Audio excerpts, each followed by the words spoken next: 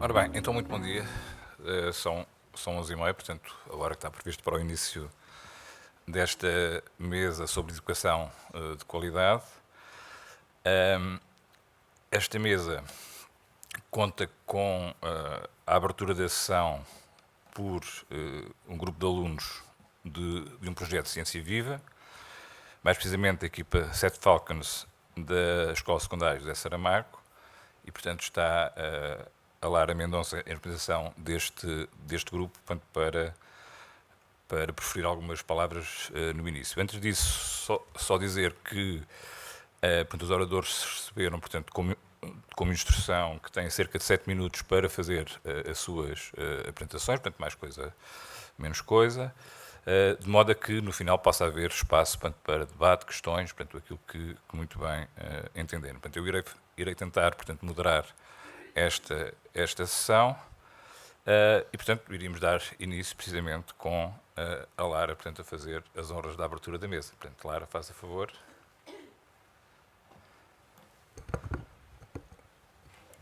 Olá a todos, o meu nome é Lara Mendonça, estou aqui a representar a minha escola e a nossa equipa, os Sete Falcons. Este ano participámos no CANSAT Portugal e conseguimos o prémio de menção honrosa.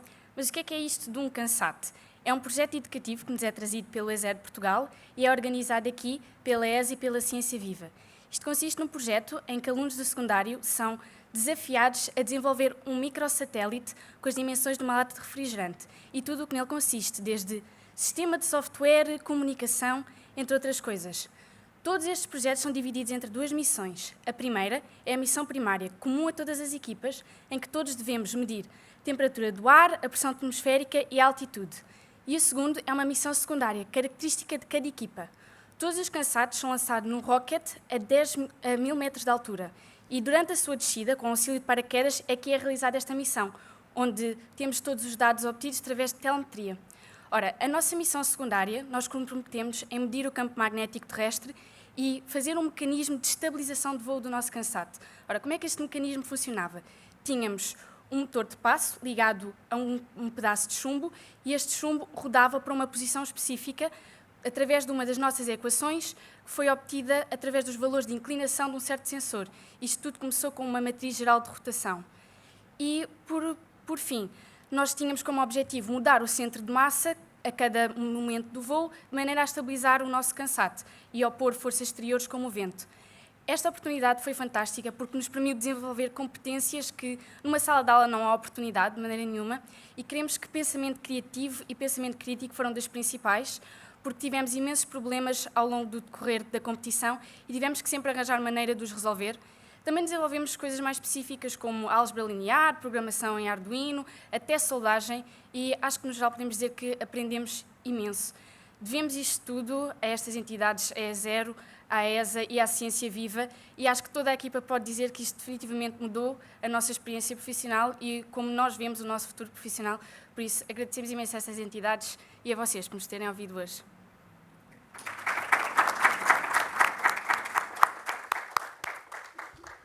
Muito obrigado, Lara, pelo testemunho,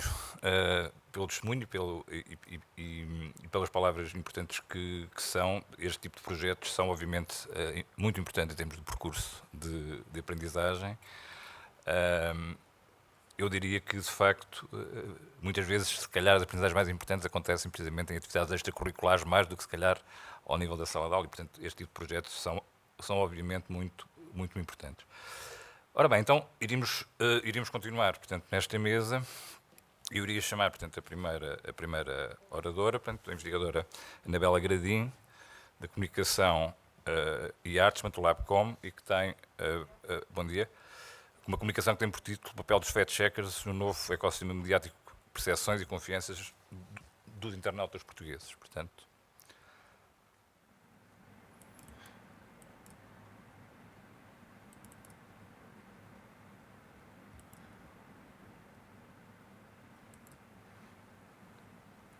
Está a projetar? Já está. Ok. Bom dia a todos.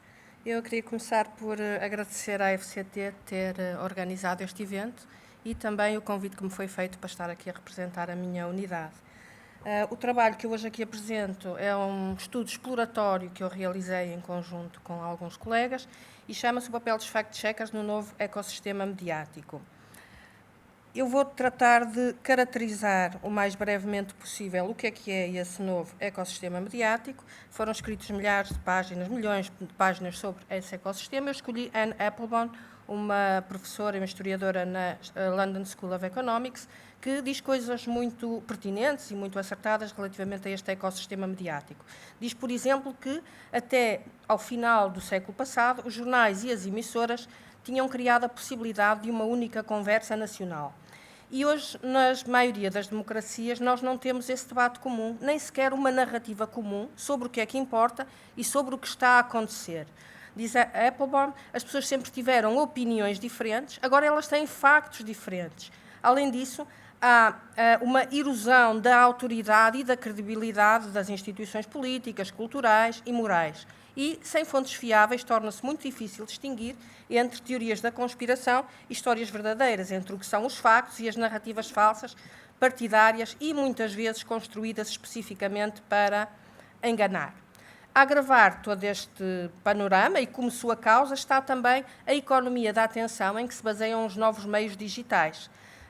A Applebaum vai buscar, enfim, é quando o aforismo mais famoso do McLuhan, de que o meio é a mensagem, ela vai nos dizer que o meio do debate alterou a natureza do próprio debate. Porquê? Porque o meio foi desenhado para captar a atenção e os algoritmos, para fazerem isso, favorecem as emoções. Que tipo de emoções? Emoções negativas, como a raiva e o medo. E hoje nós já estamos a entrar numa fase nova em que a polarização, que era um fenómeno que estava mais ou menos confinado online, se encontra hoje a atravessar a barreira para o mundo real. E temos exemplos disso, por exemplo, quando há a invasão do Capitólio, com o Pizzagate, por exemplo, o atentado a semana passada em Buffalo, que matou 10 pessoas, é também um exemplo de como essas barreiras, a polarização online está a passar com consequências muito danosas para o mundo offline. Uma das reações da indústria das notícias e das indústrias jornalísticas para, enfim, combater este ecossistema tóxico foi a criação de fact-checkers, que são, como vocês sabem, uma prática jornalística que procura revelar e confirmar os factos que os jornalistas, enfim, está na obrigação deles confirmar, mas hoje, por causa da velocidade a que circula a informação, isso não é tão fácil como antigamente. Em 2019 estavam listadas 188 organizações de verificação de factos espalhadas por 60 países do mundo. Este fact-checking distingue-se da rotina e dos procedimentos normais da verificação jornalística, digamos que é como que uma etapa de meta-verificação que em Portugal chegou relativamente tarde, apenas em 2015. Os nossos dois fact-checkers são o Polígrafo, que pertence à SIC e é um programa de televisão, e o fact-check do Observador. E o nosso trabalho, então, é um estudo exploratório sobre a opinião e a familiaridade dos internautas portugueses relativamente ao fact-checking. Nós fizemos um inquérito online com uma amostra não representativa e de conveniência, onde tentamos perceber as características sociodemográficas dos respondentes, os seus padrões de consumo de informação e a sua orientação política, e cruzarmos isso com a opinião e a familiaridade que eles têm relativamente ao fact-checking. Depois da análise descritiva, fizemos então o cruzamento destas variáveis todas, que eu não conseguirei agora estar aqui a enumerar, mas que nos permitiram atingir as seguintes conclusões. Uma delas é que os portugueses, em geral, têm uma atitude muito favorável à prática de fact-checking, são a favor e acham-na útil, porém, e pode parecer paradoxal, mas não é, têm bastante ceticismo em relação às práticas de fact-checking concreta. E 50% deles suspeitam que os fact-checkers tomam partido durante o seu trabalho. Esta familiaridade correlaciona positivamente com o interesse em política e a confiança nas notícias, ou seja, quanto mais interesse em política e quanto mais confiança nas notícias, mais familiaridade há com este tipo de trabalho, e, inversamente, a desconfiança das notícias correlaciona com a desconfiança do trabalho dos fact-checkers e com confirmar com menos regularidade a veracidade das notícias que se consomem. Então, a favorabilidade tende a aumentar juntamente com a confiança e com a familiaridade, e também os jovens e os mais instruídos são mais favoráveis e estão mais familiarizados com o fact-checking. nós podemos dizer que estes resultados indicam que a maioria dos participantes tem uma atitude favorável a esta prática e conhece este género jornalístico, embora se verifique ainda um espaço bastante grande para crescimento. Os nossos inquiridos, que eram cerca de 700, manifestam também muito ceticismo em relação à forma como os jornalistas verificam os factos, acham que ela é importante, mas, ao mesmo tempo, têm dúvidas sobre a imparcialidade e a credibilidade do trabalho dos nossos verificadores, como eu disse, são 2. A pesquisa mostrou também que os níveis de familiaridade têm muito espaço para crescer. 68% dos entrevistados admitiram que nunca ou quase nunca acedem a sites de verificação de factos, embora aqueles que são familiares com a prática sejam um número muito mais elevado, porque o Polígrafo da SIC é um programa de televisão. Portanto, muita gente acede a fact-checking a partir da televisão, mas poderia fazê-lo ainda mais se acedessem a sites, e aqui a margem de crescimento seriam os tais 68%. A conclusão mais importante deste nosso pequeno inquérito, e aquela que nos pareceu mais interessante, é que a atitude em relação à verificação de factos não é significativamente afetada pela orientação política e ideológica dos sujeitos. Isto quer dizer o quê? Sejam de direita ou sejam de esquerda, e aos nossos inquiridos foi-lhes pedido que se autocolocassem nessa escala, sejam de direita ou sejam de esquerda, a sua atitude positiva ou negativa em relação ao fact-checking não é afetada por essa relação. Então, encontramos também uma correlação entre instrução, interesse político, independentemente de ser de esquerda ou de direita, e confiança nos verificadores, e isto aponta-nos e indica-nos que educação e interesse são mais relevantes do que o partidarismo. Portanto, mostra que os fact-checkers podem, eventualmente, superar a desinformação e ajudar a reconstruir a confiança das notícias. Porquê? Porque o seu trabalho, a confiança no seu trabalho e o reconhecimento da importância do seu trabalho é transversal ao espectro político. Então, esta indiferença de orientação política e ideológica sugere que a ação dos fact-checkers pode ter eficácia em todo o espectro político. Ou seja, se a instrução é mais relevante que o enviesamento ou o preconceito político, as ações de formação podem ter efeito ao longo de todo o espectro político e, com isto, contribuírem para restaurar a confiança nas notícias e nos jornalistas e para ultrapassar esta polarização e fragmentação de que eu falava. Estes resultados, então, indicam a relevância dos fact-checkers na superação da desinformação e na reconstrução da confiança nas notícias. E permitem-nos também abrir para um debate que é muito necessário sobre o papel do jornalismo e da informação nas democracias ocidentais. Eu estou perfeitamente convencida que este é um desafio político crucial dos próximos anos e que se vai refletir nas políticas científicas, porque, na verdade, nós vemos a democracia seriamente ameaçada com a maneira como a informação está a ser produzida e transmitida nos novos mídias digitais. E é isto. Quem se interessar por este assunto pode ler a Anne Applebaum. Este foi um pequeno estudo exploratório e nós almejamos, a partir daqui, criar, de facto, formação que permita, enfim, pôr em prática este indicador tão positivo que o nosso pequeno estudo nos trouxe e nos permitiu ver. Muito obrigada a todos pela vossa atenção. Muito obrigado, Anabela.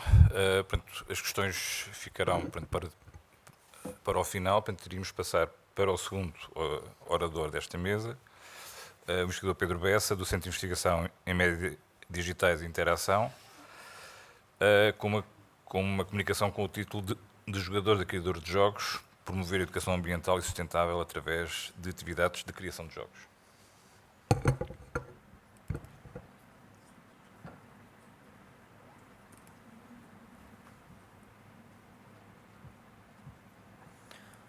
Bom dia a todos. É preciso fazer aqui alguma configuração? Ou a imagem? Eu abri o PowerPoint e ele disparou logo. Pois, supostamente. Ok. Bem, então, tentando cumprir aqui os 7 minutos, a ideia aqui deste projeto, do Gamers for Nature, tal como o próprio nome indica, passa pelo envolvimento dos jovens, foi o público que nós estivemos a trabalhar, na ótica de criação de recursos. Nós tivemos 2 eixos principais de trabalho desta investigação. Foi definir uma estratégia diferente no processo de comunicação, no contexto da preservação ambiental e da consciencialização ambiental, e almejamos chegar à alteração de comportamento.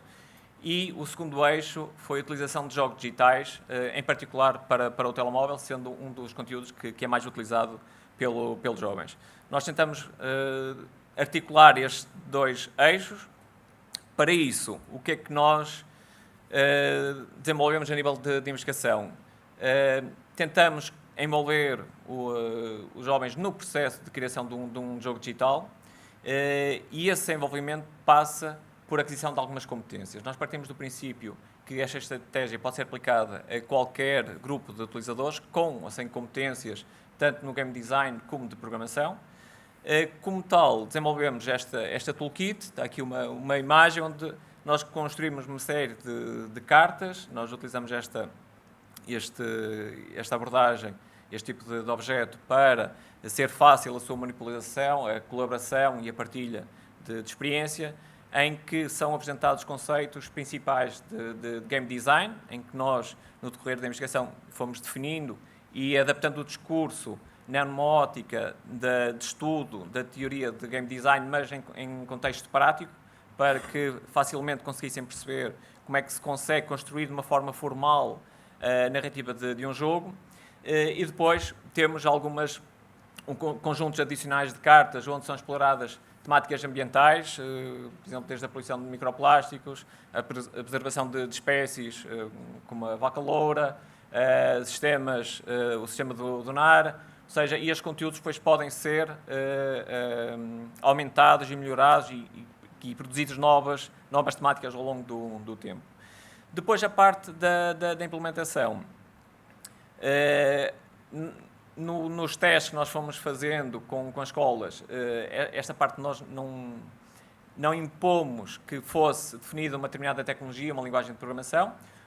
A nossa sugestão é para utilizadores que não têm qualquer conhecimento de programação, por exemplo, utilizar ferramentas de programação visual, como o Scratch, em que rapidamente conseguem produzir pelo menos um protótipo funcional do que é que será o jogo. Mas a ideia base é os jovens, ao serem expostos a esta temática, ao terem que pensar um jogo, terem que criar uma narrativa, terem que implementar esse jogo, conseguirem interiorizar este contexto, esta problemática, e de alguma forma depois poder passar a mensagem aos pares. E o passar da mensagem passa, pela redundância, peço desculpa a redundância, mas pela partilha dos jogos. A ideia é que os jogos, depois de serem desenvolvidos, de serem partilhados com a comunidade e os colegas, amigos, familiares, ao jogar também consigam aprender sobre a temática que foi trabalhada no jogo. Okay, tenho aqui um pequeno vídeo onde é mostrada... Ok, tem áudio, mas eu vou... Neste vídeo é possível perceber quais são os conceitos, os elementos principais da toolkit.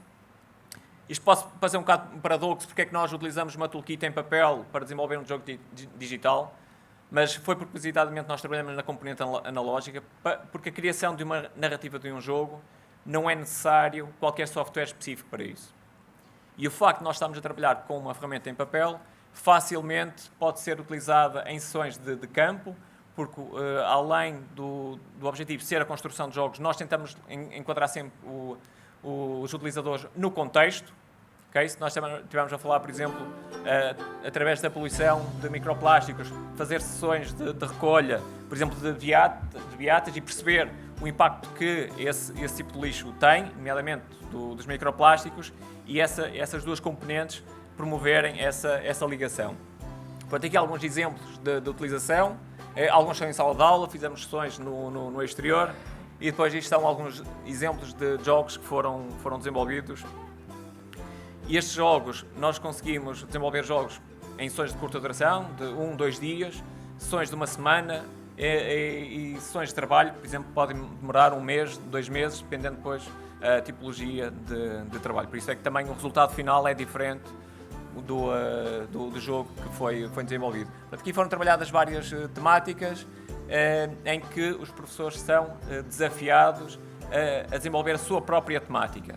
Okay? Todos estes conteúdos estão disponíveis no portal do Gamers for Nature, onde os professores podem descarregar os conteúdos e podem criar, se quiserem trabalhar um conteúdo. Nós temos trabalhado no contexto ambiental, mas o objetivo é trabalhar para outras temáticas, poderem produzir estes conteúdos e envolver os seus alunos na criação destes jogos e promover esta aprendizagem de uma forma diferenciada.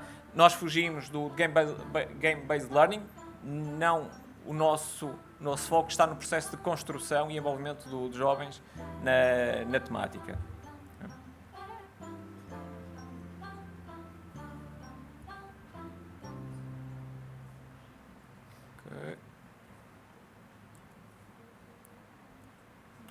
Pronto, estes são alguns números, não são propriamente impressionantes, porque quase 2/3 da investigação correu em pandemia, em confinamento, e a ideia aqui assenta muito num trabalho colaborativo, mas de qualquer forma os resultados que nós conseguimos obter mostram claramente que este tipo de estratégia cria um maior envolvimento dos alunos com a temática em si e a melhoria das soft skills. Como eu disse, o objetivo do projeto não é a programação em si, mas promover as soft skills, gestão de tempo, a comunicação, a colaboração, a resolução de problemas, e esses objetivos foram atingidos. Quanto aos próximos passos, nós estamos a trabalhar para outras temáticas, porque esta estratégia, como eu disse, isto foi um projeto que começou em 2017 e foi financiado pela FCT e tinha um financiamento específico naquele ano. Entretanto, parece-nos evidente que esta estratégia pode ser adotada a outras áreas científicas, desenvolvimento de novos recursos, a formação de professores. Temos uma formação acreditada para os professores ficarem capacitados para poder implementar e desenvolver os seus recursos para as atividades que desenvolvam. E, por fim, esta questão aqui do Erasmus. Neste momento temos um projeto Erasmus também a decorrer com diferentes países, onde esta estratégia está a ser aplicada, em que cada país, cada escola desenvolveu os seus conteúdos localizados. Okay? Isso é, de alguma forma, também promover um maior envolvimento. E tem as reticências, vamos ver qual depois é o caminho da investigação. Espero ter cumprido o tempo. Fica aqui a informação do projeto e depois qualquer dúvida estarei disponível para esclarecer. Obrigado.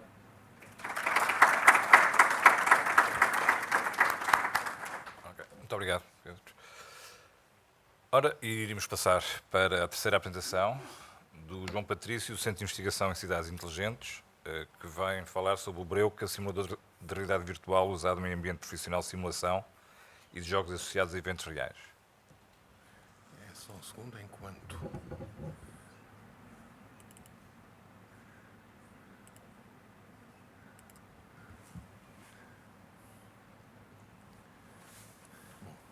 Bom dia a todos. Enquanto a apresentação... Eu já tenho aqui em full screen, não sei se é necessário. É um PDF. É.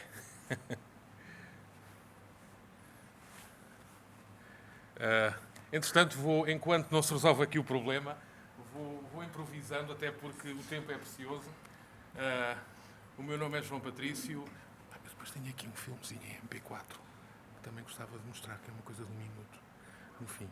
Pode ser? Este. Este vai ter que ser depois da apresentação. Hã? Depois vai ter que ser da apresentação. Está bem. Ok. Pronto, peço desculpa por esta interrupção. Já está. Ótimo. Bom dia a todos. O objetivo desta breve apresentação é trazer um projeto que nós estamos a desenvolver com uma empresa que é a SketchPixel, que é uma empresa que se ocupa de soluções de realidade virtual, aumentada, jogos, e que... ok, estou condicionado pelo espaço, ok.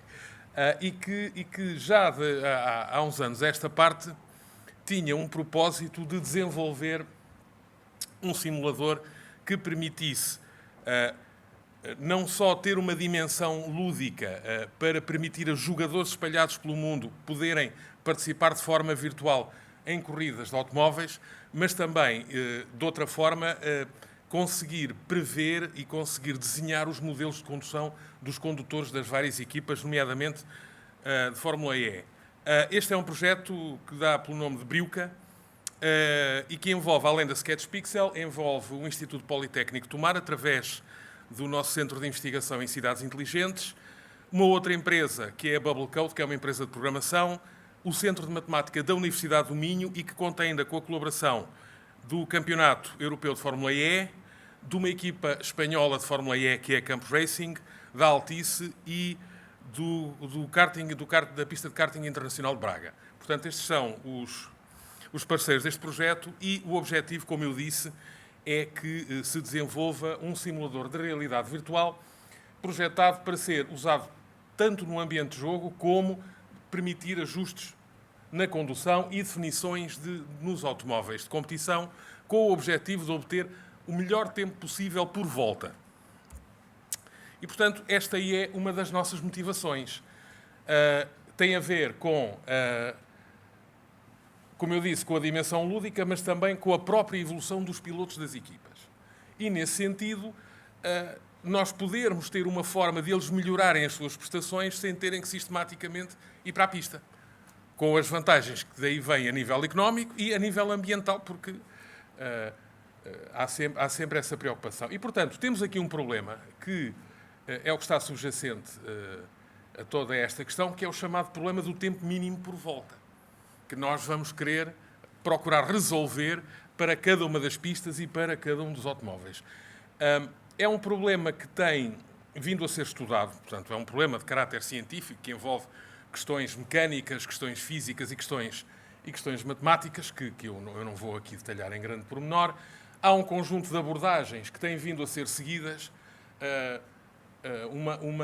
uma abordagem que é quase em tempo real, que é o quasi steady state, mas que os resultados não primam pela robustez.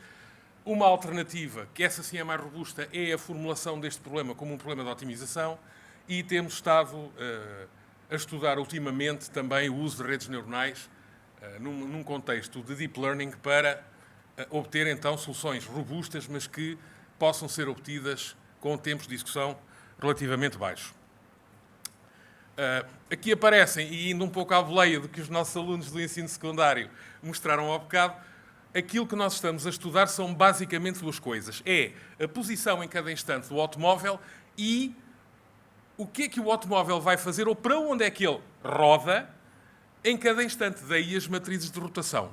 Pronto, e não vou entrar em mais pormenores, a ideia do ponto de vista matemático é esta. Portanto, as matrizes de rotação que vocês estiveram a falar aplicam-se em muitas coisas. Já temos alguns resultados preliminares. Num circuito italiano, nós estamos a obter informação que estamos a dar aos pilotos, que no fundo tem a ver com o que eles têm que fazer em cada instante, em termos das mudanças que colocam, em termos da velocidade que imprimem ao veículo, na direção em que viram, para otimizar a sua condução. E as simulações são feitas, naturalmente, e agora passo o pleonasmo, são feitas em simulador, não é? Por acaso, nós tínhamos como objetivo trazer para esta edição do Ciência um simulador. O simulador já está pronto, só que ainda não está em Portugal. Como eu disse, um dos parceiros é a equipa espanhola Campus Racing, que está sediada em Valência, em Espanha. O simulador já está a funcionar, nós já o experimentámos, está um espetáculo. Passa aí modéstia. Está a funcionar bastante bem, portanto eu espero que para o ano nós consigamos pôr o simulador aqui no Centro de Congressos de Lisboa para o trazer. Bom, eu com a minha preocupação do tempo acho que ainda estou longe, não é? Eu estava tão preocupado com o tempo que... Não estou? Então pronto, ótimo. Já agora, eu iria terminar mostrando-vos, e dado que uma componente muito importante deste trabalho é também a sua divulgação, porque aqui o interesse das empresas que estão envolvidas também é um interesse comercial, como é evidente. Portanto, o merchandising da solução, nomeadamente do jogo, e como eu disse e volto a insistir, este produto tem duas componentes. Tem a componente de jogo, em que os jogadores registram-se e podem remotamente jogar como se estivessem numa corrida de Fórmula E. E, portanto, essa componente tem que ser, digamos, cuidada, não é? E... Posso agora? Ok. Eu posso ser aqui neste? Pode ser. Ok.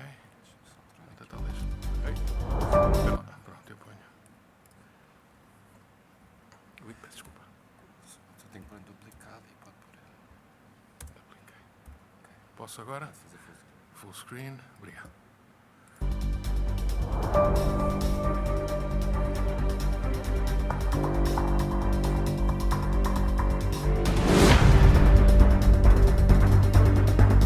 Portanto, aventura real e aventura virtual.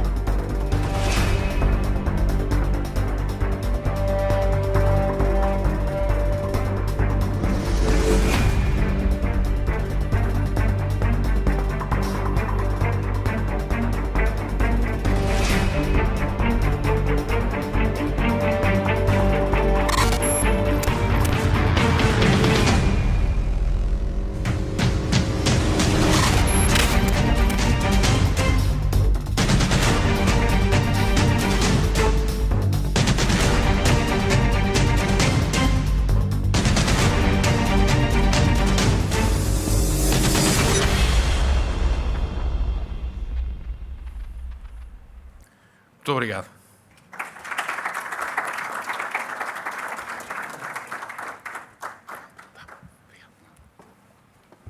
Muito obrigado. Ok, íamos passar então para a quarta apresentação, portanto, do João Paz, do Laboratório de Educação à Distância e e-Learning, que tem por título Promover a Educação Aberta pela Gamificação, a abordagem inovadora do projeto Open Game.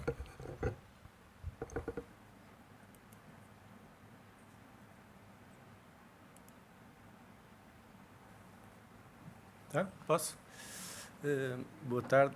Sim, acho que é boa tarde, quase. Venho aqui fazer uma apresentação do projeto Open Game, em que eu participei.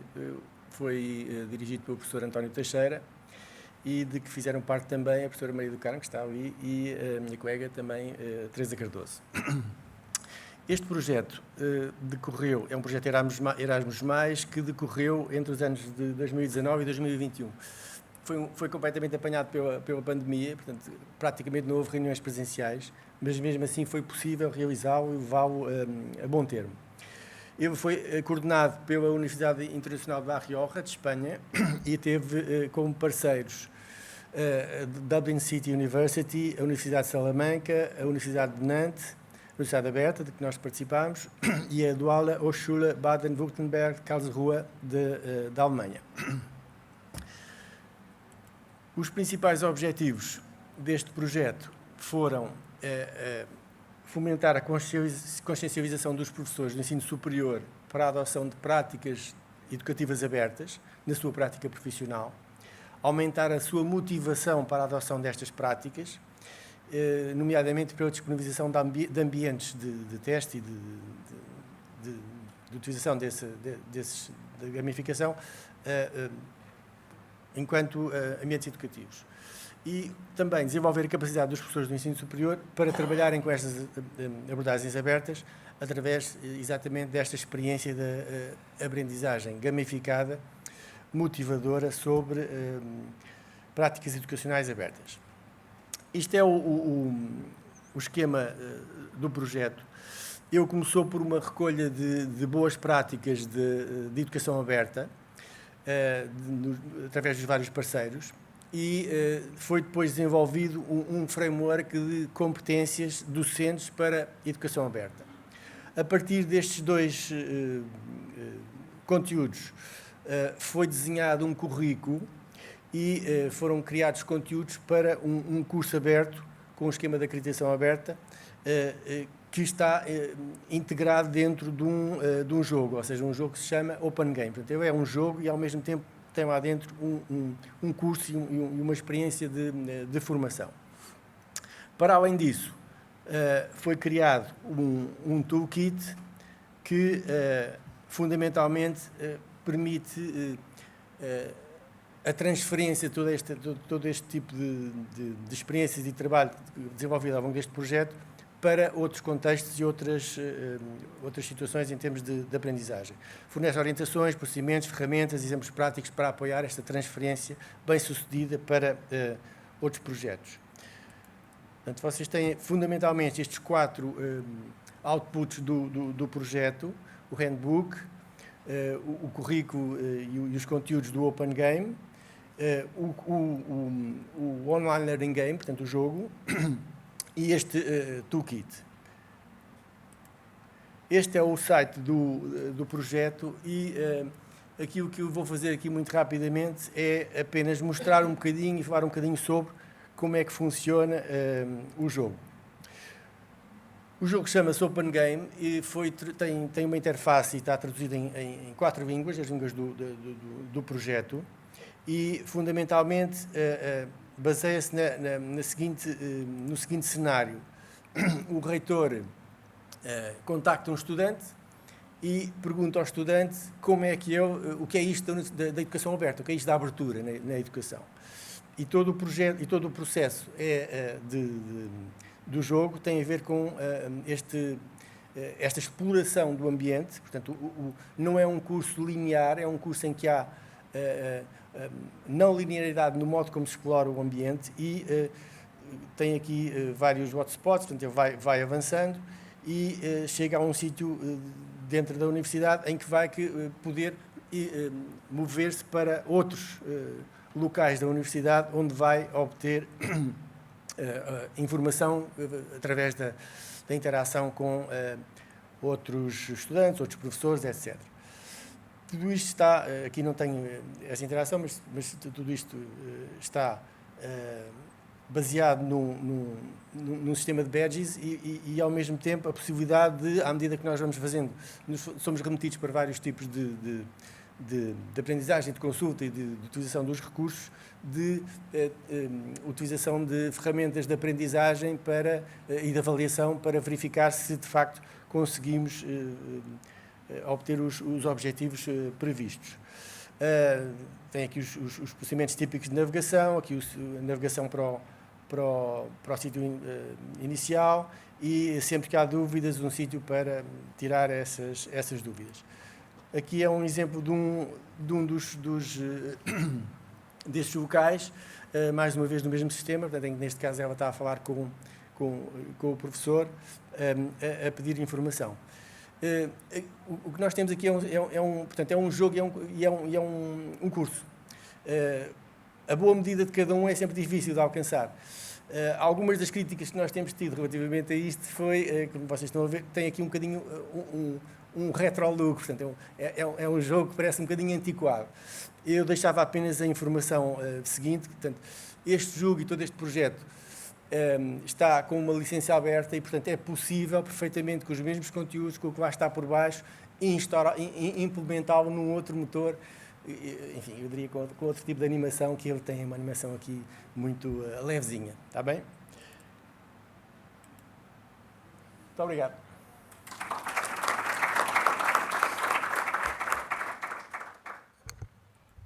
Ok, muito obrigado. Portanto, passaríamos à próxima comunicação, portanto, que vem do mesmo Centro de Investigação, portanto, do Laboratório de Educação à Distância e e-Learning, a Maria do Carmo Teixeira Pinto, e com uma comunicação que tem por título assegurar a acessibilidade e a inclusão no ensino superior com o apoio da tecnologia digital, a abordagem integrada da aprendizagem ao longo da vida do projeto EduTech.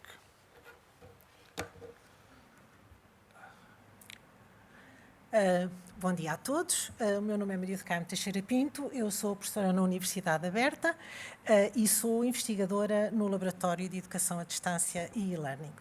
E o que eu hoje vos venho aqui um pouco partilhar convosco é precisamente os objetivos e os resultados de um projeto que nós temos sediado precisamente no nosso laboratório, que é o projeto EduTech, Assistência Tecnológica à Acessibilidade em Educação Superior Virtual. E, precisamente ligado a esse projeto, nós designámos a nossa apresentação de hoje como assegurar a acessibilidade e a inclusão no ensino superior, com o apoio da tecnologia digital e uma abordagem integrada de aprendizagem ao longo da vida ao projeto EduTech. Nós consideramos que estas questões, como todos nós hoje sabemos, da inclusão e da acessibilidade, são questões extremamente pertinentes e que realmente este projeto, como muitos outros, como é óbvio, podem contribuir para apresentar dar uma resposta a toda a problemática relacionada com o tema. Ora bem, este projeto é um projeto Erasmus, é um projeto que começou em novembro de 19 e que vai terminar agora em novembro de 22. Tal como o projeto anterior foi também apanhado pela pandemia, e isto, enfim, gerou aqui, como todos nós sabemos, problemas de vária ordem, mas, tal como no projeto anterior, apesar disso, e porque muitos destes nossos parceiros estão muito habituados a trabalhar em ambiente virtual, já estavam anteriormente, e nós também, porque nós, na Universidade Aberta, somos uma universidade totalmente virtual, isso também, de alguma forma, facilitou, ou conseguimos, pelo menos, ultrapassar os problemas que por aí poderiam advir.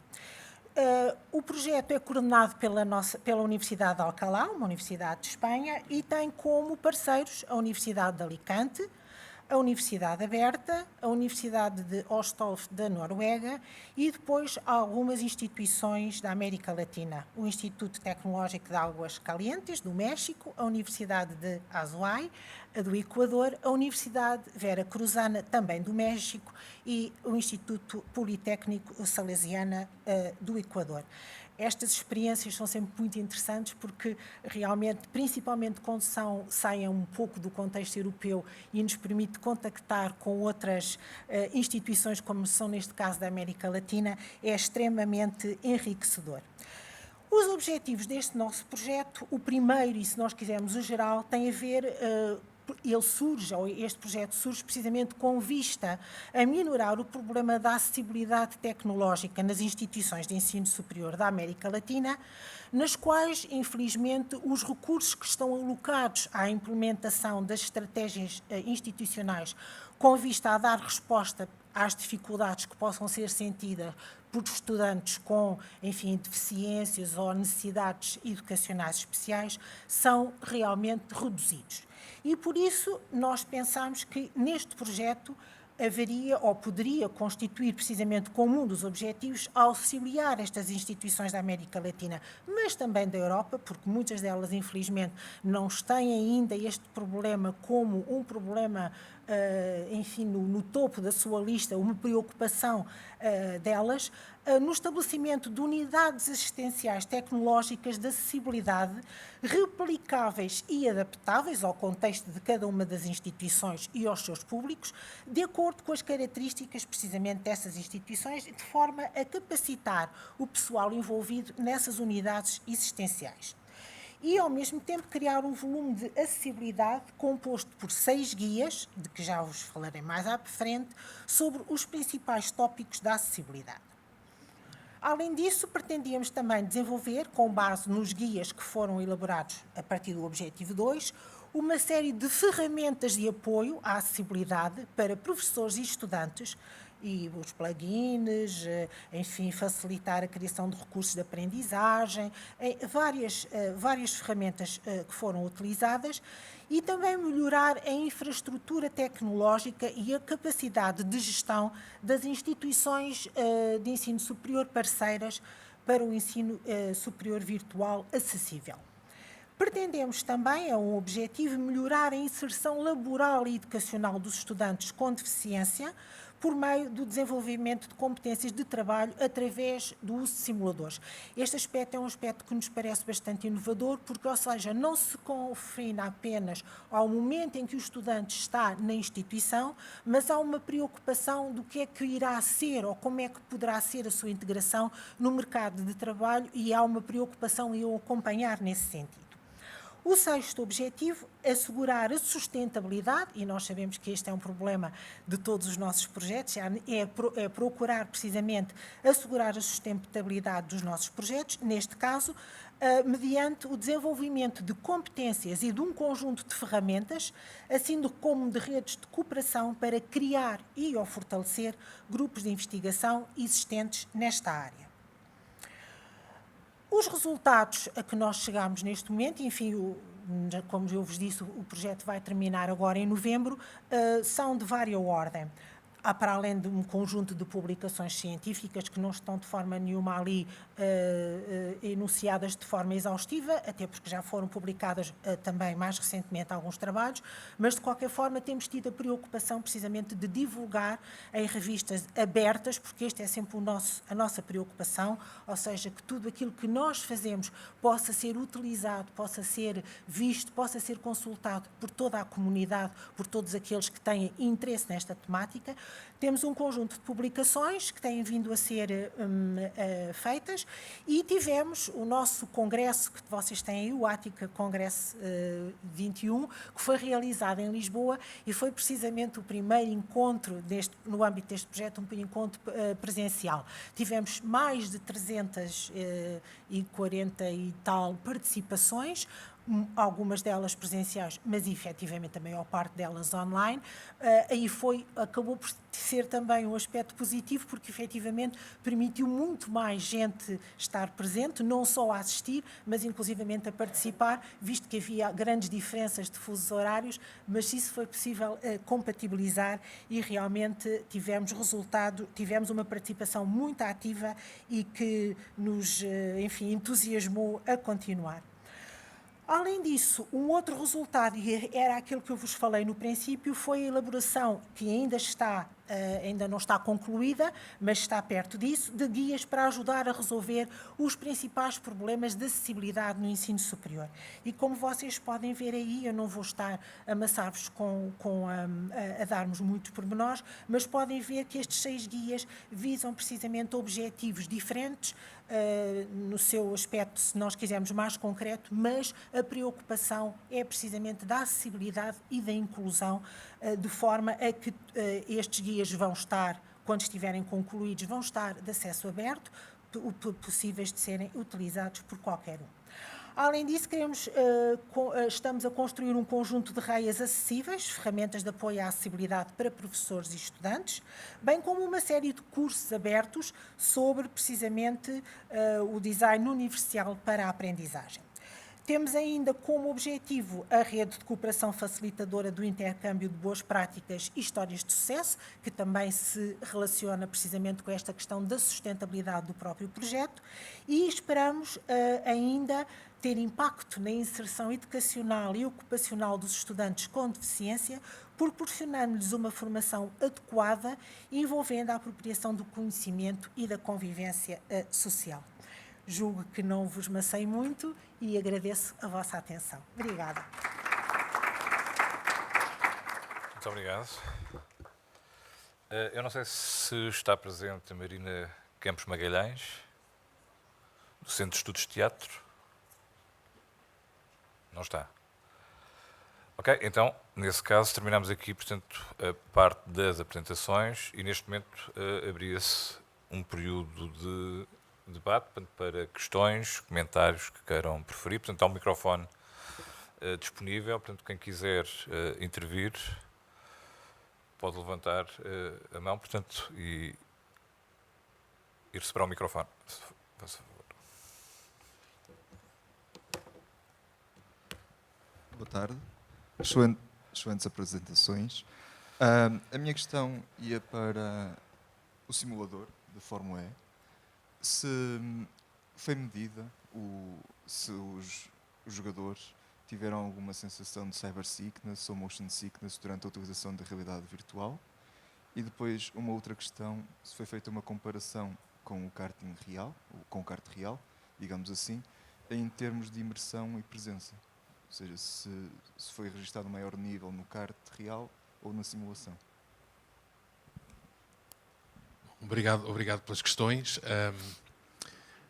Os estudos que foram feitos, isto é um projeto que ainda está em desenvolvimento. Nós, neste momento, os estudos que temos efetuados são estudos meramente empíricos, digamos assim. A experiência, começando pela imersividade, posso, pelo menos eu próprio, já o experimentei, é uma experiência bastante imersiva. Há cyber sickness, definitivamente.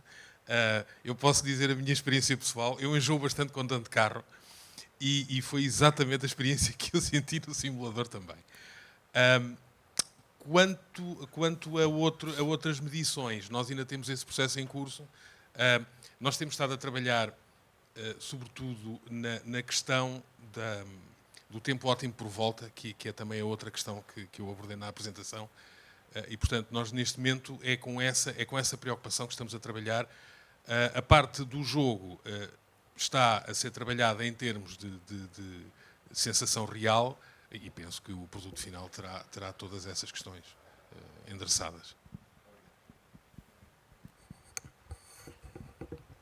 Ok, mais questões? Bom, eu já agora se calhar aproveitava também, e para o João também ainda, já agora, porque o que eu percebi, portanto, o piloto que está fisicamente, digamos assim, na pista, recebe também informação relativamente, e como é que ele recebe essa informação? Ele não recebe a informação, é ao contrário. Okay. Até por uma questão de segurança, porque o piloto, como está fisicamente na pista, nós temos que zelar pela segurança do piloto, ou seja, nesse caso a interação é unidirecional, ou seja, os pilotos virtuais, os jogadores, recebem a informação que está na pista e interagem com essa informação. Os pilotos que estão na pista, não. Os pilotos que estão na pista interagem uns com os outros como se estivessem a fazer uma corrida normal. Ok. Por uma questão de segurança. Certo. Não, seria interessante, obviamente. Seria, sem dúvida, que seria uma dimensão bastante radical em todo o gameplay, vamos dizer assim, mas para já parece-nos arriscado. Certo. Sim. Aqui à frente, se favor.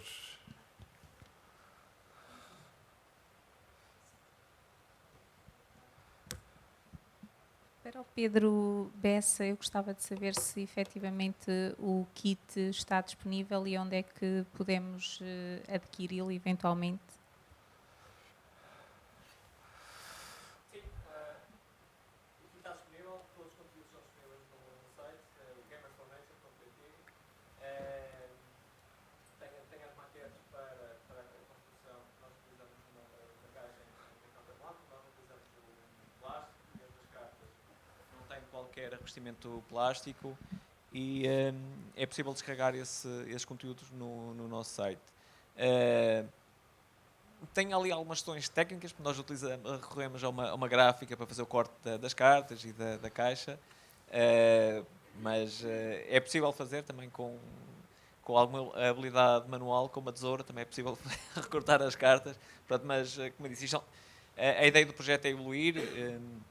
Apesar de nós termos testado, a equipa, eu sou das Ciências de Tecnologias da Comunicação, mas este trabalho foi desenvolvido com pessoas da Biologia, da Didática, do Design, e trabalhamos em várias versões da Toolkit e chegamos a esta versão que pareceu-nos uma versão que tinha espaço para crescer, porque o objetivo da Toolkit é também crescer, e fácil utilização. Mas depois, com a prática, fomos percebendo que tinha algumas limitações, mas de qualquer maneira é possível de descarregar todos os conteúdos que temos criados e imprimir. Depois, se necessitar de algum apoio, também podemos dar. E eu era para ter trazido uma versão da Toolkit, mas ontem com a questão da greve dos comboios e tudo aquilo baralhou um bocado o horário e não trouxe, mas depois também podemos ceder sem qualquer problema. Obrigado. Eu também tenho uma questão para o Pedro, já agora, aliás, duas. A primeira tem a ver o porquê, de facto, das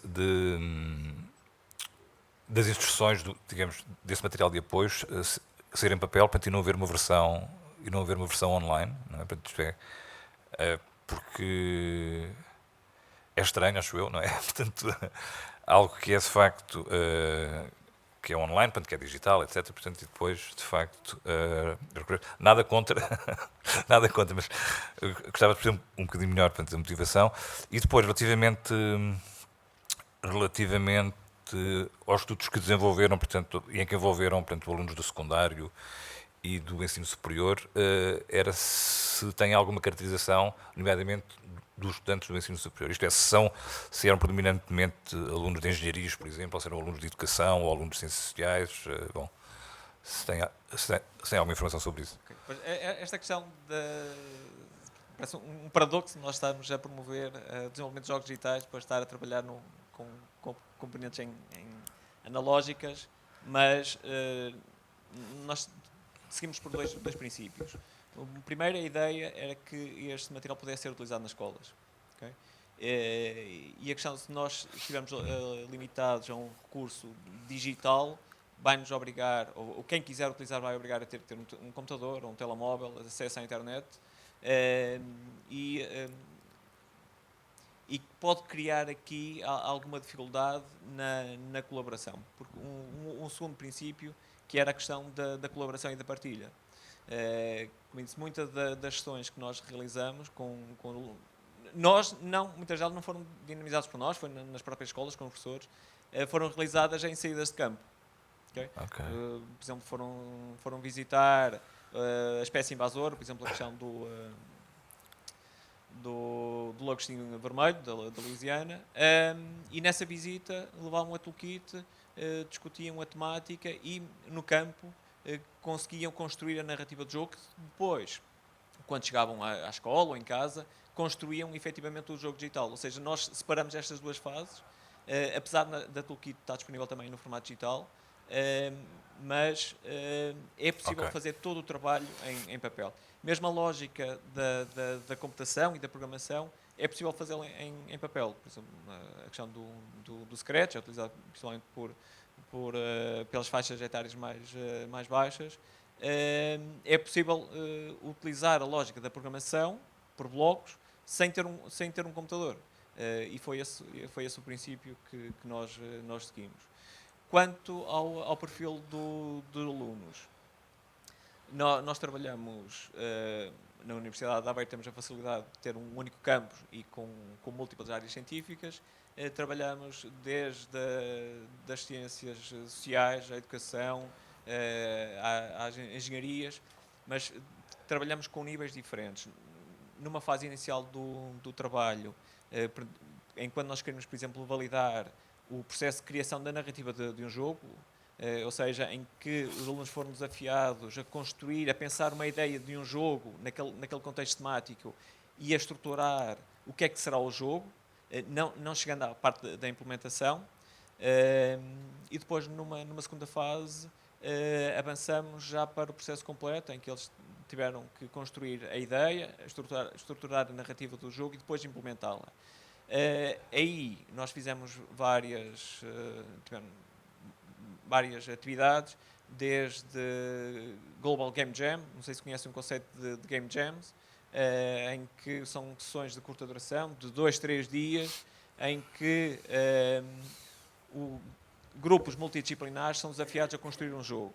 Okay? Nós lá em Aveiro, já há alguns anos que somos parceiro local da Global Game Jam, um evento mundial, e seguimos esse princípio e, por exemplo, dinamizamos também atividades de maior duração. Uma das disciplinas que eu leciono é a introdução à programação, desde a lógica, da algoritmia, do raciocínio computacional e depois a parte da programação, em que nessa disciplina, por exemplo, os alunos são desafiados como objetivo final ter um jogo onde eles aplicam os conceitos da programação. E aí eles também foram desafiados a pensar um jogo para um contexto temático, que nós fomos trabalhando.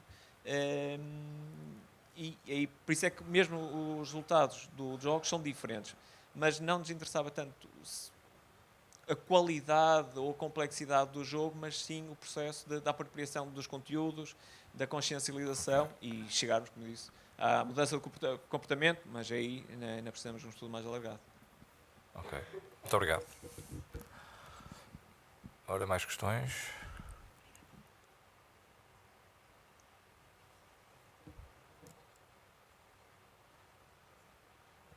Ora bem, quando pensam, se calhar, numa ou outra questão, a Anabela... Onde é que... está aí.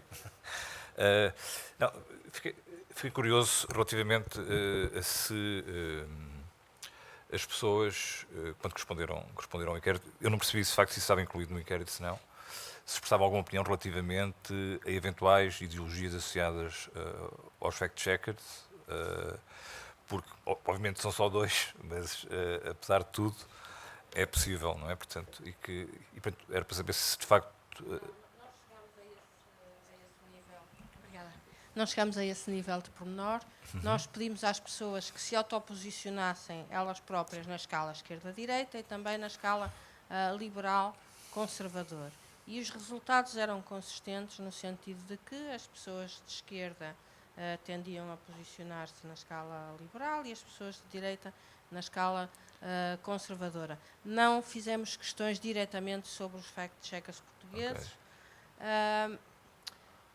A desconfiança que as pessoas têm, que manifestaram sobre o trabalho concreto do polígrafo e do observador, enfim, é a mesma desconfiança que as pessoas têm sobre o trabalho jornalístico do observador e o trabalho jornalístico da SIC.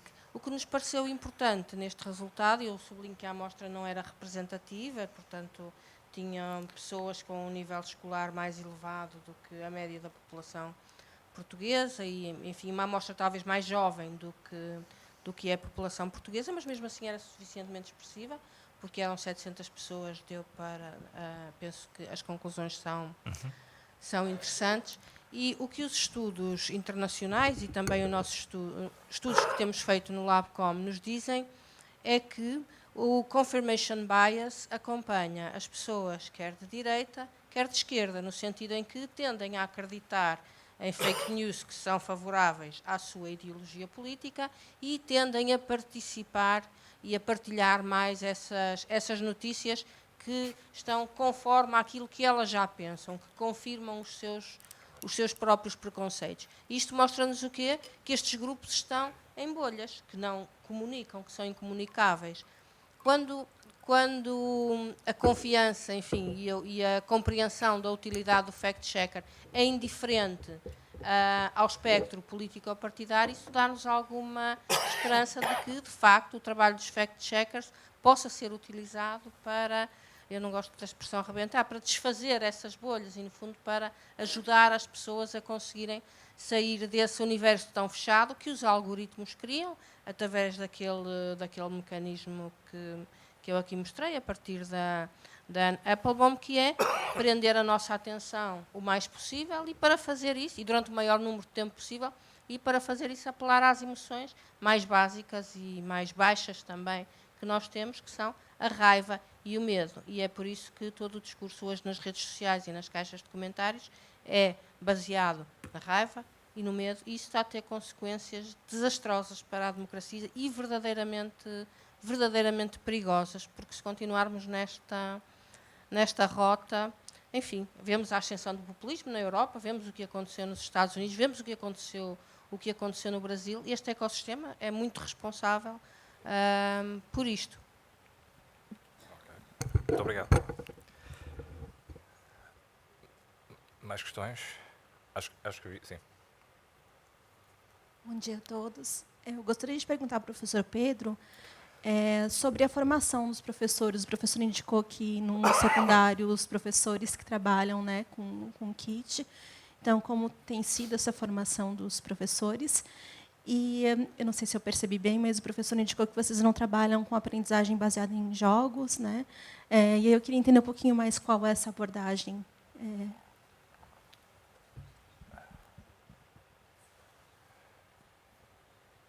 Quanto à formação de professores, ela centra-se de uma forma geral, que é ajudar a estruturar um plano de atividades em que envolvam o processo de criação de jogos pelos alunos, para isso a utilização da toolkit, como é que os alunos podem utilizar a toolkit, como é que os professores podem criar os seus próprios recursos, porque a ideia não é a toolkit não ficar fechada com os recursos que aqui estão, cada professor pode criar os seus próprios recursos, e depois numa outra vertente de atividades é fazer o planeamento de atividades de campo.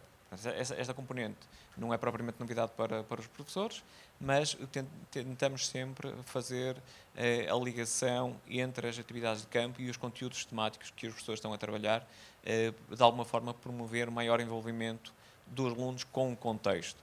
Okay? Pegando aquele exemplo, como eu disse, da espécie invasora, esta temática podia ser perfeitamente trabalhada apenas em sala de aula, mas no trabalho que foi feito pelo professor, além do trabalho em sala de aula, há esta atividade de saída de campo para perceber efetivamente o impacto que esta espécie está a ter no rio, na biodiversidade local. E esta formação, de alguma forma, tenta abranger todas estas fases para que, no final, os professores tenham autonomia para definir os seus planos de atividades, nas quais o resultado será este jogo digital.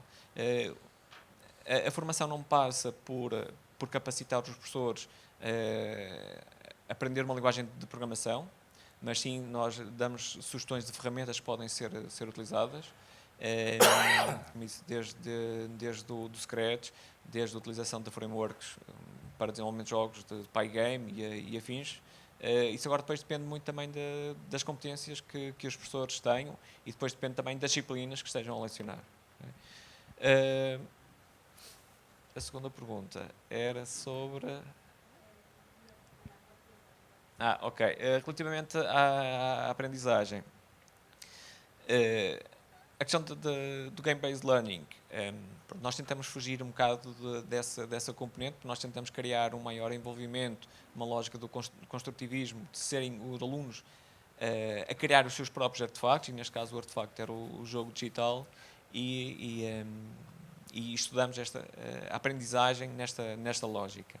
No entanto, como todos os jogos estão disponíveis para a comunidade, é possível depois fazer um estudo mais alargado e efetivamente depois perceber a nível de aprendizagem baseada em jogo, em que os professores ou os alunos podem aprender não no processo de construção de jogo, mas sim ao jogar. Okay? Pronto, mas nesta fase da investigação ficou fora do âmbito, mas um dos caminhos a seguir será esse. Okay? Obrigado. Ok. Mais questões? Bom, se calhar agora fazer uma questão ao João Paz, relativamente, portanto, ao Open Game, ao projeto Open Game, e nomeadamente qual foi a adesão que tiveram, portanto, digamos assim, ao projeto, e nomeadamente de entidades fora do consórcio. Tá? Estão a ouvir? Sim. Não está propriamente medido, ou seja, nesta altura houve várias atividades de disseminação do projeto e está, era como dizia a minha colega Maria do Carmo, há todas as questões de sustentabilidade do projeto, não é? Os projetos terminam e depois às vezes as coisas ficam um bocadinho paradas, mas não está nesta altura medido, mas alguma disseminação e alguma utilização tem sido feita e as reações têm sido positivas. Okay. Como eu disse, algumas das críticas têm sido um bocadinho com o ar retro do jogo, mas que sempre complementadas com esta ideia de que o motor de jogo pode ser adaptado a qualquer outro motor, não é? Sim, de facto a sustentabilidade é normalmente o problema destes projetos, não é? E depois como é que ele se mantém depois do final, não é? Portanto, certo. Bom, eu já agora aproveitava a boleia e a Maria do Carmo, porque me pareceu, bom, nomeadamente também enquanto docente do ensino superior, me pareceu interessante para algumas das ferramentas que estão a desenvolver, e portanto, porque percebi, ainda não estarão disponíveis, não é? Porque algumas delas ainda estão a ser construídas, nomeadamente porque imagino que algumas delas possam facilitar, nomeadamente àqueles professores que têm mais dificuldades para utilizar o Moodle, etc., portanto, que possam de facto facilitar isso. Portanto, era um bocadinho perceber esse tipo de ferramentas, e portanto neste momento suponho que esteja dentro ainda só dos membros do consórcio, portanto que ainda não estejam disponíveis.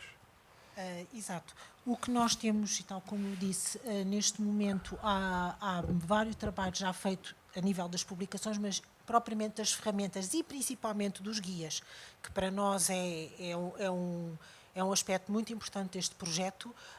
Nós ainda estamos a elaborá-los e, conclusão, só possivelmente mais perto do final do projeto, é que nós poderemos ir divulgar isso. De qualquer forma, isso irá ser sempre divulgado no site do próprio projeto e, como eu disse, e acho que isso é importante focar, o objetivo do projeto é que tudo aquilo que se faça seja precisamente de acesso aberto, ou seja, poder ser utilizado por todos aqueles que efetivamente necessitam daqueles recursos ou encontram naqueles recursos algum tipo de resposta às suas necessidades, não é?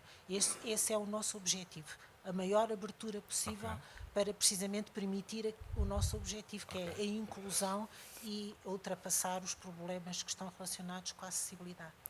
Ok, muito obrigado. Ora bem, mais questões? Bom, cumprimos, quer dizer, cumprimos bastante bem, acho eu, aquilo que nos foi indicado pela organização. Terminámos, portanto, antes do tempo. Eu agradeço a todos a presença, aos oradores, portanto, pelas interessantes comunicações que nos trouxeram e, obviamente, ao público que assistiu e que colocou, portanto, questões e comentários, portanto, a essas mesmas apresentações. Portanto, eu dava por finalizada aqui esta sessão e uma boa continuação de trabalhos para todos. Boa tarde.